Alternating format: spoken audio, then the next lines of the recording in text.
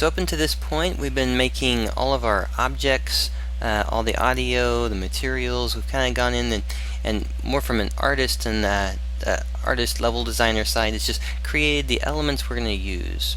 In order to make the interaction happen, we're going to create some scripts that will assign to each of the objects so that they can do things. In our scripts folder over here, you'll notice there's nothing in here, so let's go ahead and right click on the scripts. When we right click on it, we'll get the create option. It'll be C# script. If you click on that one, and by clicking is left clicking, we're going to go ahead and create the names for each of these. This one we're going to call Cannonball. Now, however, remember when we're doing scripts and creating a class, we're actually going to do a capital for the first letter.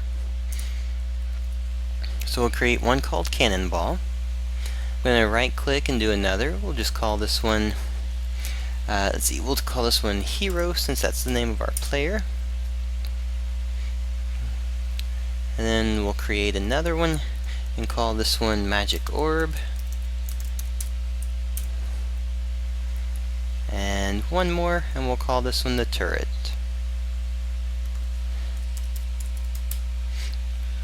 Alright, so these are going to be the 4 scripts we use. Notice that we have one for each player, and then one for each of the bullets. The Magic Orb and the Cannon, the Cannonball, well, let's go ahead and go to those.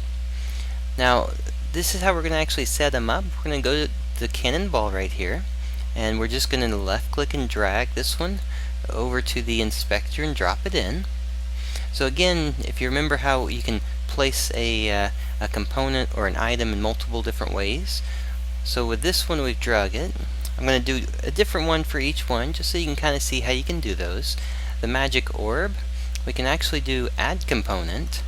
I could say add component, and I could actually type in Magic Orb, and you'll see that I actually have my script come up right here. So we can add that component to it. For the Hero, we can actually just drag and drop it on top of the hero. You'll notice that now it's on there. And then for the turret, be sure that you choose the turret top. So we'll choose the turret top, and we'll just drag it over and place it under there. So if it looks a little confusing, just go with one. I just want to make sure you feel comfortable and understand that there's several different ways to approach the same construction for your objects. Now that we have our scripts created, we have each script placed, so let's go through this just to be sure everyone's on the same page with it. We have the hero, and the hero has the hero script. The turret top has the turret script. The cannonball has the cannonball script. And the magic orb has the magic orb script. So with those in place, that means that we now have all the basic scripting parts that we need for it. Let's do one last thing just while we're here. We can take the turret top and just drag it on top of the turret base. When you do that, it's going to parent it. So that means that you can just click on turret base to move both objects.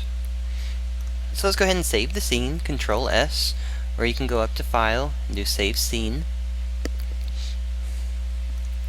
The next thing we'll do is get into each of the scripts and start to fill them out.